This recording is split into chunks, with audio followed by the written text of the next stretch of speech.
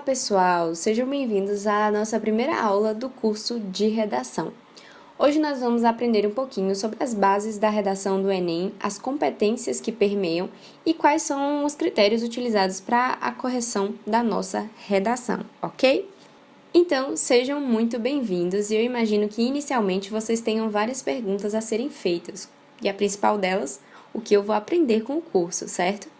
Então, fiz aqui alguns pontos que são os nossos objetivos com o curso de redação, que são coisas que você tem que aprender ao longo desse processo e que eu vou te auxiliar nisso, certo? O primeiro ponto é como fazer uma redação. Então, aqui no curso, nós vamos aprender o passo a passo para fazer uma boa redação, desde o início, lá na introdução, que você precisa entender antes da introdução e lá no final, na conclusão. Para isso, é necessário que nós aprendamos alguns conceitos, algumas definições antes, certo?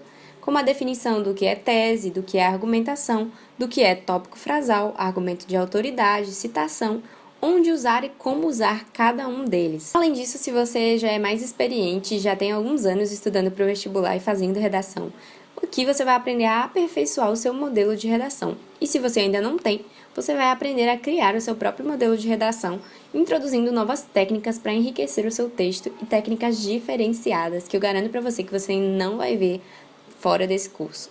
Então, let's practice! Vamos começar! Pega seu livro, sua caneta e vamos lá! Então, a primeira coisa que nós temos que entender sobre o Enem e sobre a redação é como funciona essa redação antes de nós partirmos para redigir essa redação de fato. Então, imagine que você vai fazer um bolo, por exemplo.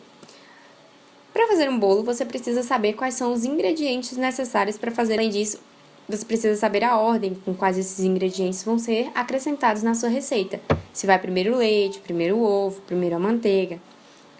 E o tempo que esse bolo vai demorar para ser feito, tanto na produção quanto no aperfeiçoamento desse bolo. E com a redação do Enem não poderia ser diferente. Entender as bases da redação do Enem, como ela vai ser corrigida, quais os critérios que vão ser utilizados para essa correção e o que você deve fazer para cumprir esses critérios são só os primeiros passos para que a gente possa conseguir uma nota sensacional, certo? Então, como funciona de fato essa redação do Enem? A primeira coisa que você tem que saber é uma coisa que provavelmente você já escutou algum professor de português falando, e se não escutou, vai escutar aqui, não tem problema nenhum. É que a redação do Enem é um modelo dissertativo argumentativo. E você não sabe o que é esse modelo dissertativo argumentativo? Não se preocupe. No modelo dissertativo argumentativo, é aquele modelo que requer um posicionamento e a defesa de um ponto de vista no seu texto. E esse posicionamento e defesa de um ponto de vista vai ser defendido, vai ser feito por meio de fatos, estatísticas e bons argumentos. Como eu falei para vocês, vocês vão aprender tudo isso ao longo do curso. Então, as principais características dessa dissertação argumentativa são 3. A impessoalidade, a objetividade e a linguagem clara. Todas essas características devem estar presentes no seu texto. Eu indico algumas coisas para serem feitas para que essas características elas sejam cumpridas. Então, eu tenho algumas dicas para que essas características elas sejam cumpridas por nós estudantes de maneira mais fácil e prática, tá bom? Para cumprir a impessoalidade, por exemplo, eu recomendo que você use pronomes em terceira pessoa, como ele, ela, eles ou elas. Muita gente utiliza o pronome de primeira pessoa do plural, que é o nós, para fazer menções no texto. Por exemplo, podemos, devemos, conhecemos. Enquanto o uso do pronome em terceira pessoa, eles vão garantir uma impessoalidade maior, como deve-se, pode-se, sabe-se, informa-se. O que é essa objetividade que nós temos que ter no nosso texto? Basicamente, a objetividade diz respeito a não basear o seu texto em achismo. Como assim? Você não pode colocar um dado que você acha que existe no Brasil, como, por exemplo, que a violência atinge todos os estados. Tudo bem, isso pode ser um fato, você pode realmente achar que isso acontece, mas você precisa de um dado estatístico baseado em lógica, em razão, em uma pesquisa, e essas ideias têm que ser fundamentadas para que você possa citar no seu texto. Então, seu texto tem que ser baseado em ideias, na razão e na lógica, não em achismos. Então, já sabe, nada de pronome em primeira e segunda pessoa também, já que você não vai colocar eu acho ou tu achas. Quanto à linguagem clara, Muita gente confunde essa característica da dissertação argumentativa com linguagem difícil. Na verdade, você não precisa ser um cosplay de Machado de Assis para conseguir pontuar e cumprir essa característica. A linguagem clara, ela é necessária para que o seu texto ele tenha uma leitura fluida, para que as palavras elas sejam formais e que o seu texto ele consiga ser lido de forma clara e sem enganchamentos pelo corretor. Então não precisa colocar uma linguagem muito prolixa, nada muito difícil, nada do século passado, para que o seu texto fique formal. Basta usar as palavras que você não usaria quando está falando no WhatsApp com o seu amigo, por exemplo, ou no dia a dia, uma linguagem mais rebuscada, que você usaria, por exemplo, para falar com um médico ou um advogado. Então, basicamente, o seu texto ele vai ter que carregar informações moderadas. Então, você vai ter que introduzir áreas do conhecimento no seu texto, nós vamos falar mais um pouquinho disso quando falarmos de competência, de forma que a função referencial, a função informativa, ela predomine no seu texto. E, claro, temos que ter cuidado para que esse texto não fique expositivo demais, cheio de informações e não em argumentos, ok? Então, também o seu texto vai ter que ter um objetivo final e vai ter que ser estruturado em parágrafos. Ou seja, essa estruturação em parágrafos, introdução, desenvolvimento e conclusão, ela vai te auxiliar de forma que frases curtas vão culminar num raciocínio lógico que vai te levar a uma construção menos difícil do texto. E esses parágrafos, claro, todos eles vão ter que estar interligados e coesos. Nós vamos ter uma aula só explicando o que é coesão e coerência, mas basicamente coesos quer dizer juntos, casadinhos, fazendo sentido e de preferência utilizar os pronomes em terceira pessoa.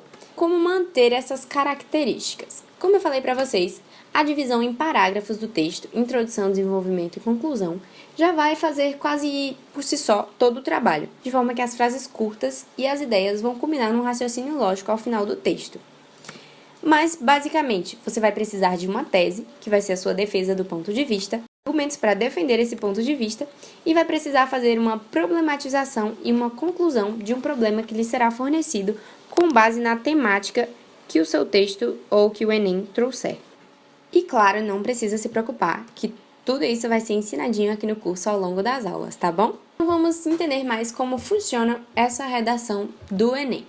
O que os corretores vão esperar de mim? O que os corretores vão pegar o meu texto e vão esperar de mim? Basicamente, os corretores do Enem, eles querem avaliar se você tem uma competência leitora desenvolvida. Como assim uma competência leitora desenvolvida? Se você é capaz de interpretar textos, se você é capaz de interpretar e de saber dissertar sobre um determinado tema. Além disso, vão avaliar o seu repertório sociocultural, que vai ser a sua capacidade de inserir diferentes conhecimentos de diferentes áreas na sua redação.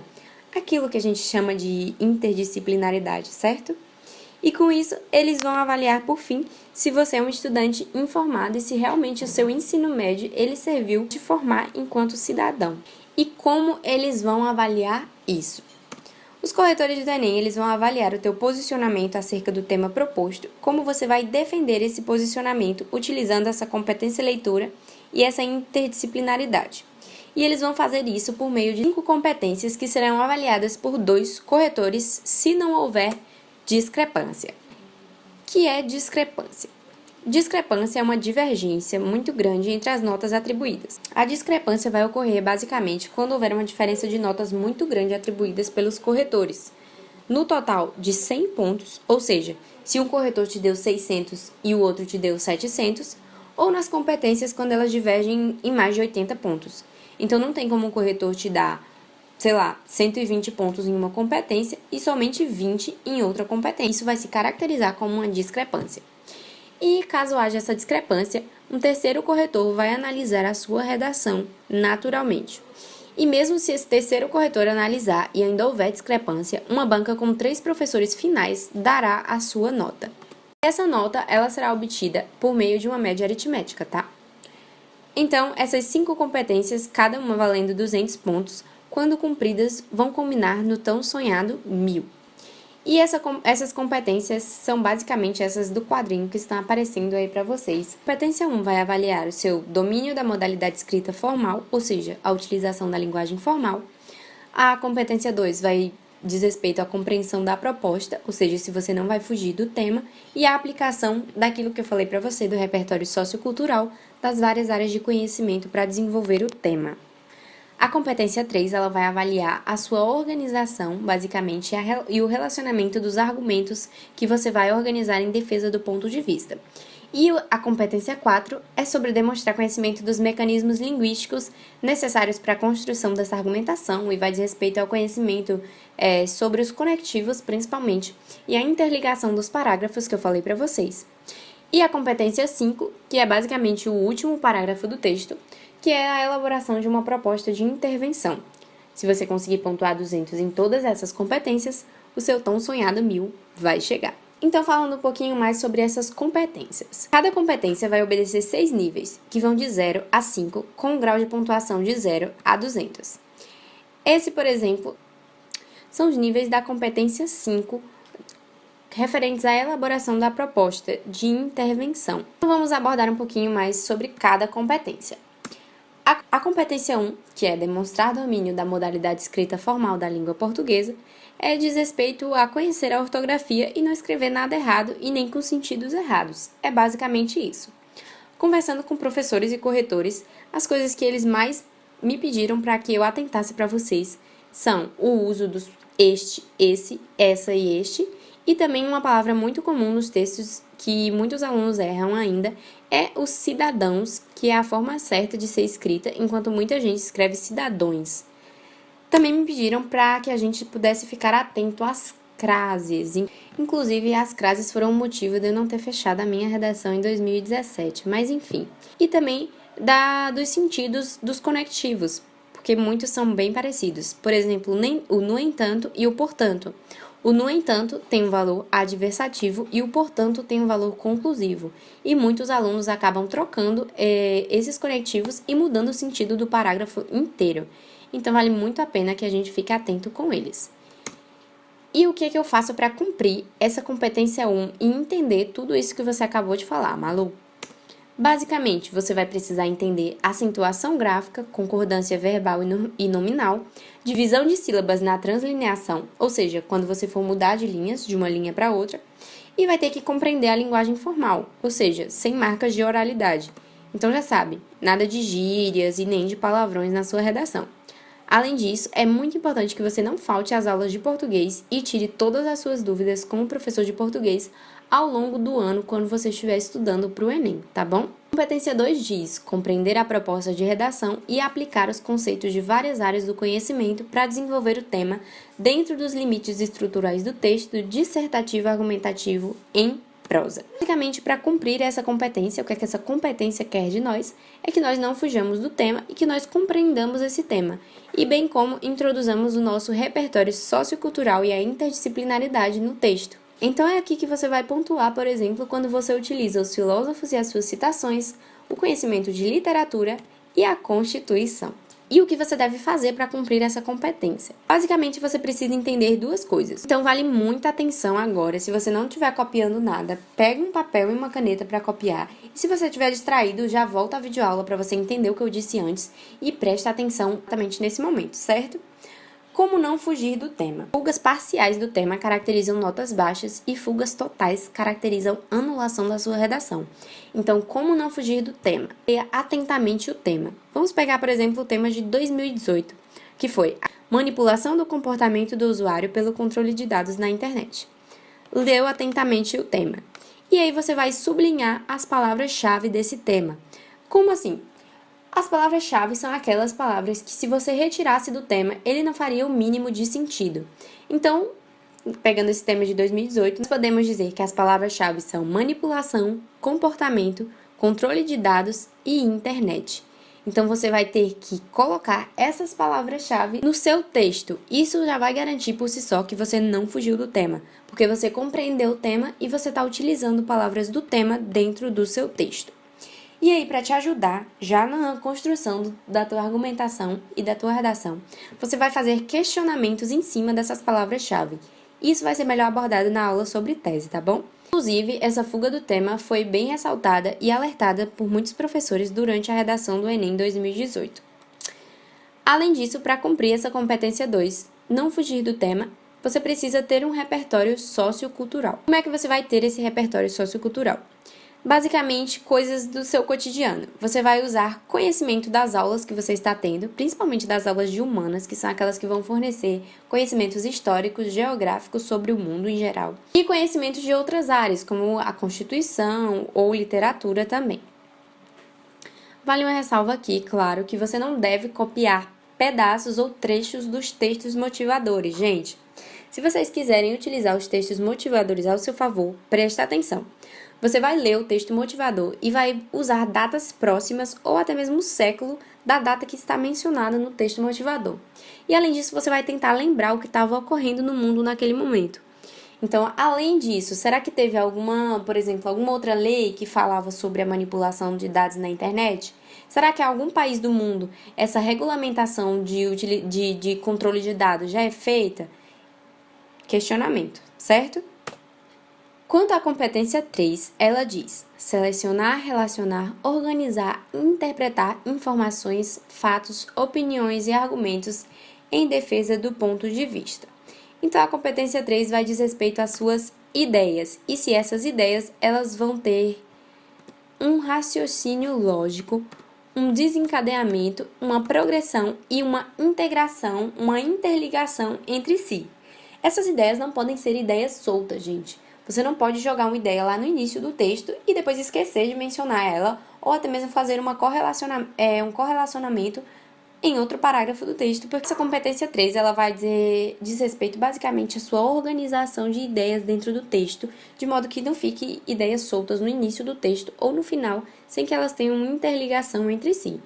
E esse raciocínio lógico, desencadeamento, progressão e interligação das ideias vai culminar num texto cíclico e organizado, e por isso essa competência 3 é uma das mais importantes de todas. Então, o que você deve fazer para cumprir essa competência 3? Basicamente, você deve atrelar informações novas relacionadas com as informações que já foram citadas. Por exemplo, se a sua tese é a escassez de livros direcionados a diferentes faixas etárias nas escolas públicas desestimula a leitura entre jovens e adolescentes. No desenvolvimento, essa é a sua tese que vai estar contida na introdução. No desenvolvimento 1 ou no desenvolvimento 2, você vai ter que citar algo que fortaleça essa sua tese. Pode ser algum livro que os jovens já se interessaram, por exemplo, O Mundo de Sofia, ou um dado que mostra que os jovens gostam de ler algo relacionado à sua faixa etária. Como, por exemplo, a venda do livro A Culpa é das Estrelas cresce entre os jovens devido à sua temática jovem. Isso vai fazer com que o seu texto ele fique cíclico e correlacionado, uma informação com a outra, certo? Além disso, o uso de conectivos, bem como evitar sua repetição e a fuga de totalidades vão ser imprescindíveis para o cumprimento dessa competência 3. Então, use os conectivos de forma direta. Isso nós vamos ver bem direitinho na próxima competência, que é a competência 4. E fuja de totalidades. Não use, por exemplo, todos os brasileiros, ou nenhum brasileiro, ou nunca no Brasil, ou sempre no Brasil. Isso não vai te ajudar em nada. Então, vamos para a competência 4, que diz demonstrar conhecimento dos mecanismos linguísticos necessários à construção da argumentação. Basicamente, essa competência vai visar se você conhece os articuladores e os conectivos. Sabe, aqueles conectivos bonitinhos, tipo outrossim e destarte, que muitas vezes você usa e nem sabe o significado? Pois é, isso vai implicar na competência 4. Então, é muito importante você compreender um sinônimo daquele conectivo que você vai utilizar e que sentido ele vai dar no início do seu parágrafo. E o que você vai fazer para cumprir essa competência 4? Basicamente, vai ter que saber usar os conectivos, evitar tanto a sua ausência quanto a sua repetição. E vamos combinar uma coisa: nada de frases sem conectivos, porque elas vão ficar soltas, e aí você vai ser penalizado. Quando eu digo soltas, elas vão ficar sem sentido, tá, gente? E aí você vai ser penalizado, né, tanto na competência 4 como também na competência 3. Um exemplo para vocês de uma redação que inclusive é minha, uma das primeiras redações que eu fiz na vida, onde eu não usei conectivo de uma frase para outra e ficou uma coisa meio esquisita. Olha só. Exemplo é o livro Os Sofrimentos do Jovem Werder, que incitou uma onda de suicídios entre os jovens e adolescentes na Alemanha. Os jovens são vulneráveis. Vocês estão vendo que eu comecei outra frase sem ter o menor sentido a interligação com a frase passada. E aí eu nem quis continuar, que era pra vergonha não ser maior. Então, vamos combinar uma coisa entre a gente. Toda frase deve ter um conectivo ligando a anterior, certo? Para que o texto fique cíclico. Por fim, a última competência diz respeito à elaboração da nossa proposta de intervenção. A elaboração da proposta de intervenção tem que respeitar os direitos humanos. Na verdade, o Enem está bem mais brando quanto à utilização e o respeito aos direitos humanos, mas não custa nada você fazer uma proposta de intervenção respeitando esses direitos humanos, já que você pertence a essa raça, certo? Para cumprir essa competência, você tem que ter boas propostas de intervenção e soluções para atenuar o problema, de forma que essas soluções para atenuar o problema, elas estejam em consonância com o que você utilizou na sua tese. Essa é, inclusive, uma das coisas que eu mais vou atentar para vocês, tanto no vídeo de tese quanto no vídeo de conclusão. Então, como fazer essas boas propostas de intervenção e soluções para atenuar o problema? Basicamente, você vai responder 5 perguntas. O que vai ser feito, quem vai fazer, como vai fazer, para que ou para quem vai fazer e quando vai ser feito. Lembrando que esse quando vai ser feito, ele é opcional, mas que ao responder essas 5 perguntas, você vai enriquecer a sua conclusão e vai ter mais chances de pontuar 200 na competência 5. Além disso, é de suma importância que você nunca proponha apenas uma solução. Também você pode colocar uma solução principal, mas você deve pelo menos colocar uma solução secundária. Pode ser, inclusive, atrelada à solução principal na sua execução. Além disso, é muito importante que você utilize maneiras inovadoras na hora de fazer essa conclusão. Sugiro que você utilize o auxílio das mídias digitais, influenciadores digitais, internet, campanhas virtuais e tudo mais, porque isso é bem atual e muitas coisas são resolvidas hoje em dia pela internet. Além disso, é muito importante também que vocês possam utilizar os ministérios específicos, como o Ministério da Fazenda, da Educação, mas se vocês não quiserem, podem utilizar também só o poder público, que não tem problema nenhum. Vamos retomar o que nós vimos agora nessa videoaula. De maneira geral, a sua redação ela deve ser adequada à norma culta e ter informações aprofundadas com bons argumentos defendidos. Além disso, frases e parágrafos devem estar interligados entre si e deve haver uma abordagem geral sobre uma problematização e possíveis soluções para ela, ok? É isso, muito obrigada, espero vocês na próxima aula e lembrem sempre de utilizar o material de apoio que está disponível para vocês, tá?